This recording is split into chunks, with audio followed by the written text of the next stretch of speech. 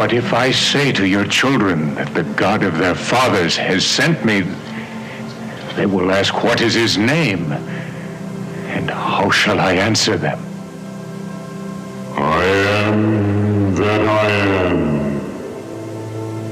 Thou shalt say, I am hath sent me unto you. You guys remember that movie? Yeah. That movie is fascinating. You know that movie's like 62 years old now, right? 62 years old. Did you guys go on any dates to see it? No, everyone's staying real quiet on that one, huh? Yeah, it's that movie 60, and there's some really interesting,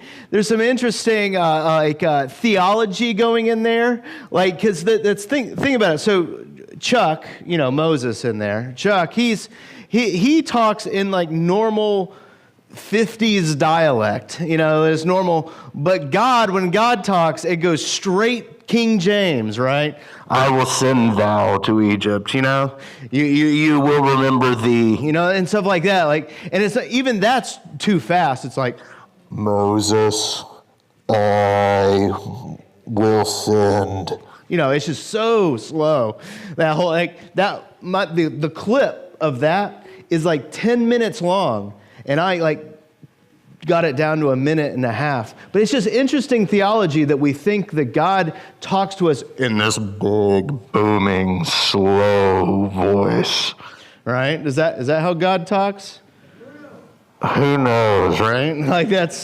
I don't know. But there's a bunch of these Exodus movies, so hopefully I can begin each one with this burning bush scene, because they all interpret it a little differently, and that's healthy, and that's kind of fascinating to me. But I really think we get a lot of our theology of like how God works in the world today. I think comes a lot from that movie, and so. Perhaps we should purge the stuff that's no good and keep the stuff that is. But we'll get into that more later. But we're talking about Exodus more. Yay, right? We did Christmas in Exodus. We've been talking about the Day of the Lord stuff. And I know what you're thinking, like, man, this guy, all he preaches on is Exodus. And I knew you would say that at some point. And my counterpoint is, well, when the New Testament stops talking about it, or when the Bible stops talking about it, I'll stop talking about it. Which means I'm not going to stop talking about it. Because the sooner you grasp that the gospel, that God's saving work is all about the Exodus and what happened in there, the sooner you're going to go, oh. And the Gospels, Matthew, Mark, Luke, and John, are going to explode off the page then, because that's a switch that has to get clicked over. At least that's what I think. I could be wrong, but I'm not. There we go. I've said it enough where you can just repeat. You could just go back off of that. So this is in this sermon series.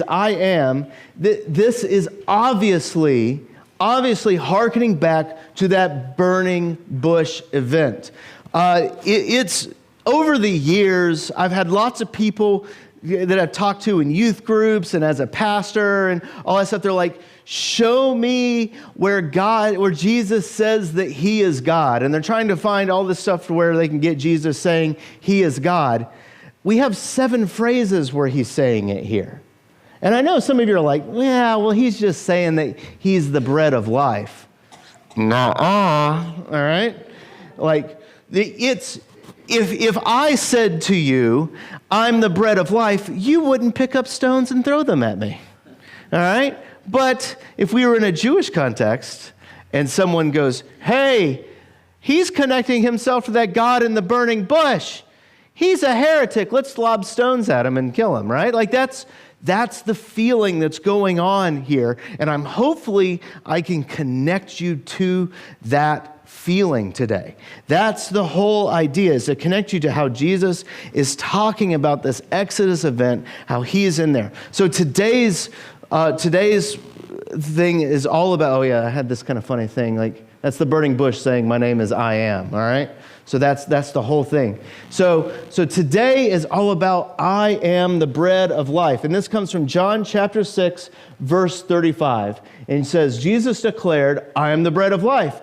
Whoever comes to me will never go hungry, and whoever believes in me will never be thirsty. So what does Jesus mean by this?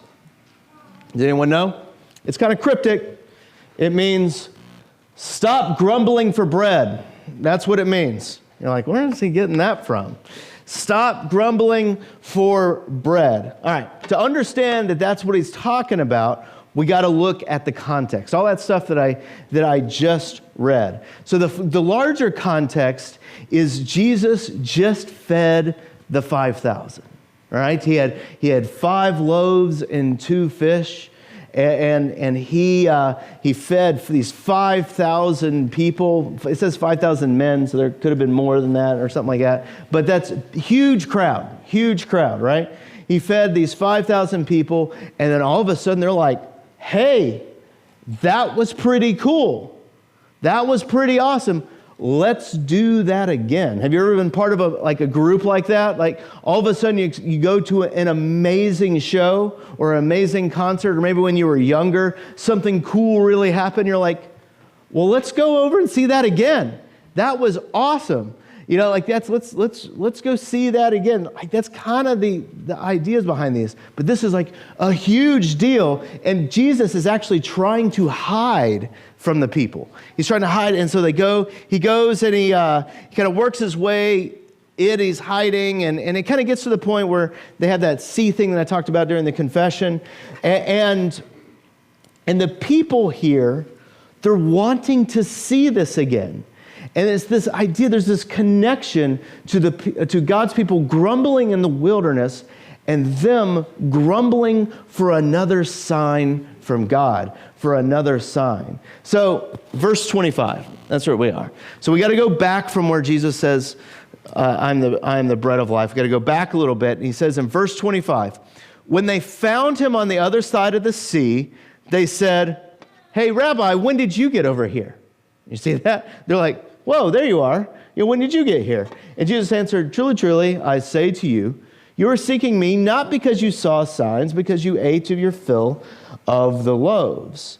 And he starts talking about how the food perishes and all that stuff. And then they say, oh, okay, all right. But what must we do to be doing these works of God? And Jesus answered them, this is the work of God, that you would believe in him, who he has sent. So they said to him, what the sign do you do that we may see and believe you? What work do you perform? And then they go, see, they're connecting this idea of bread. You see, our fathers ate the heavenly bread, the manna, in the wilderness, as it is written, he gave them bread from heaven to eat. You see what they're doing? Do you see what they're doing? They're grumbling. They're like, we saw this awesome thing, and now Jesus, you're claiming to be from God himself? Prove it. If you're claiming to be God and all awesome and everything like that, you need to prove it, God. You need to prove to us that you are who you say you are. I don't care if you've just fed 5,000 people. I want to see it again, right? These people cannot be pleased, which is a trend. I think you should see it as a trend when you look in the mirror, too. It's like, ooh, this cannot be pleased. Let me comb my hair again, right? I can't, these people cannot be pleased. They're grumbling. They're grumbling for proof. They're wanting to see. They want Jesus to prove that he's God. Now, let's see if I've actually done my job in communicating an idea. Does this sound familiar to anybody? Bread, wanting proof that he's God. What does that sound like? It sounds like the Exodus, but it sounds like something else. Can anyone get it? What?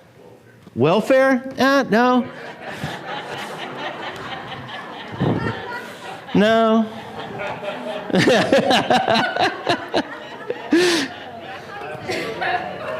What? No, you didn't. Did you say the altar or welfare? Yeah, he said welfare. Don't make me doubt myself. Like that's the no. To me, when I read this, now remember 2 weeks ago was Palm Sunday, and we talked about the temptations of Jesus, right? Now that was like getting ready for that sermon was one of the first times I really studied in depth the temptations of Jesus. The temptations of Jesus aren't in the Gospel of John. They're just in Matthew, Mark, and Luke. But here at the beginning of John, chapter 6, I know it's not really the beginning, but near the beginning, all of a sudden, the people are going, sounds just like the devil, the evil incarnate, right? Like it sounds like him. Hey, make that bread again to prove to us that you're God. If you really are coming from God, Jesus, make it happen. Make it happen. You see, that verse 31 there. Our fathers ate manna in the wilderness, as is written. He gave them bread to eat. That sounds like Jesus being tempted. And it's almost like the devil is saying, hey, show us a sign to prove to us who you say you are. And Jesus is going, I don't grumble for bread, devil. Right? I don't grumble for all of that. I will sit and I will wait for the Lord, is what he says there.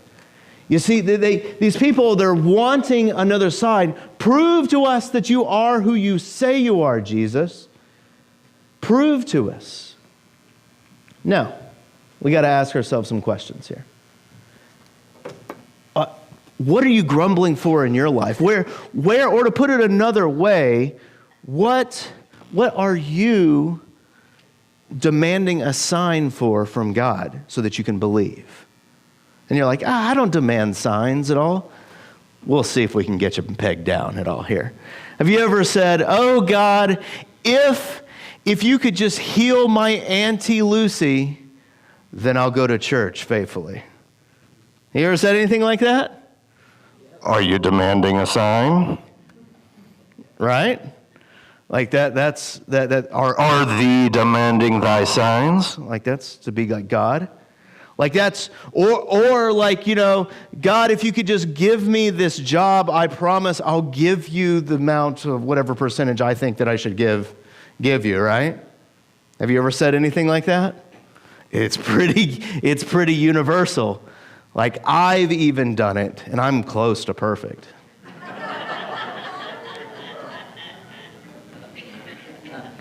Don't laugh at me. But like it's true though. Like we do this all the time, it's if you just give me this person in my life, I'll love you more. We do all this stuff, all these things, we're demanding God. In other words, we want to put God under our own thumb. God, be my servant, be my slave to do what I want, and I'll throw you some bread. Give us a sign to say that you really are the one that is going to save us. Give us that sign, Jesus. Do that for us.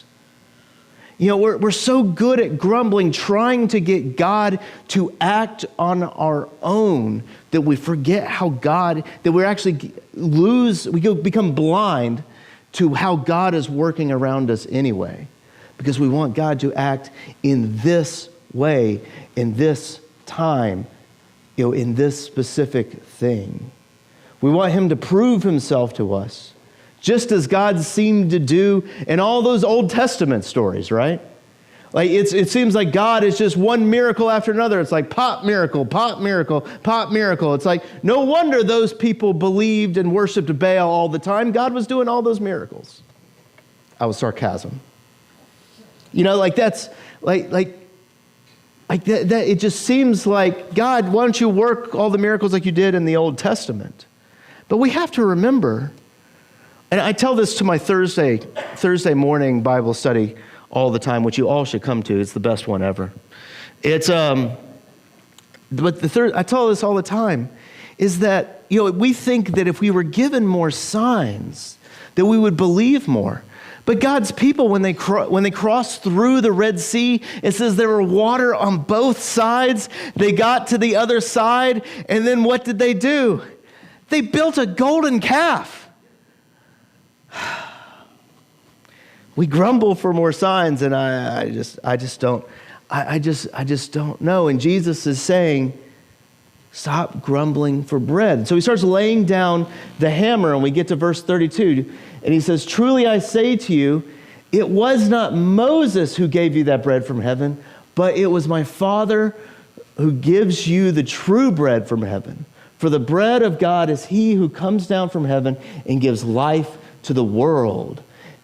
And they said to him, sir, give us this bread. I love that verse 33. The true bread is the one who gives life to the world. Do you remember, last week we had John as well, and she thought he was the gardener. Gardeners cultivate. That's cool stuff. That's a freebie for this sermon, right? He gives life to the world, and they're like, give us this bread. Give us this bread. And then what does Jesus do? I am the bread of life. Whoever comes to me will never grow hungry, and whoever believes in me will never go thirsty. I love how this is all set up here. I love this because the conversation is all about Moses and the people in the wilderness when they knew that's when God's name was I am. It's not just like this cryptic kind of half-hearted reference to like Jesus says, oh, I am the bread of life. Okay, you used a be verb to describe yourself, Jesus. That's great. No, he goes back to this point of Moses so you can have no doubt as to what he's saying when he says, I am the bread of life. And basically he's dropping the mic and everyone goes, ah! And clutches their babies and like, all this stuff. He says, I am the one who brought your people out of Egypt. I am the one who saved the people, and I gave them that sign of bread. And I am the one that's active, and I am alive. Jesus is the great I am. And he continues. He continues. I don't have it up here. But he goes, for this is the will of my Father, that everyone who looks on the Son would believe in him and have eternal life. Let's rephrase that. This is the will of my Father, that everyone who looks on the Son believes and has that cultivated life, that more life is brought in, and I will raise him up on the last day. Like he is talking about the resurrection, not just of him, but of all of us. That when it looks like the garden is dead and dying and the thorns have overtaken it, that Jesus says that God will come in and cultivate that life that will be everlasting. That he will come and save God's people just as I am did in the wilderness. And he will lead them out of Egypt to the promised land. And he says that he's the one that is saving them. So that is how God is working now. So, there's a couple things I want you to get from this. When Jesus says that I am the bread of life, remember the loaves. Remember the loaves. Remember and have eyes, pray for eyes to see how God is working around you already. You may be surprised at what you find. You may be surprised at what God is doing around you. And listen to Jesus as he says that I am the bread of life, that I'm bringing that essence of life into each one of you. That he says that he is the God that called Moses, who used him to free the people from slavery. That he is the God that caused the bread to fall out of heaven that they called manna to those grumbling Israelites. That he is the God who was born on Christmas Day with the purpose of dying and rising to seek and save that which was lost. He is your God who is with you and has given you the power of his resurrection. No matter what you are grumbling about. He is your bread of life who will sustain you and bring you with him the last day. So, to close, Christians in the room, take heart and rest that the great I am will give you your daily bread, that he will sustain you, that he will be with you, that even in your grumblings, he'll rise up and save you. So rest. Remember the loaves and rest in the salvation of his forgiveness, for he is the bread of life. Amen.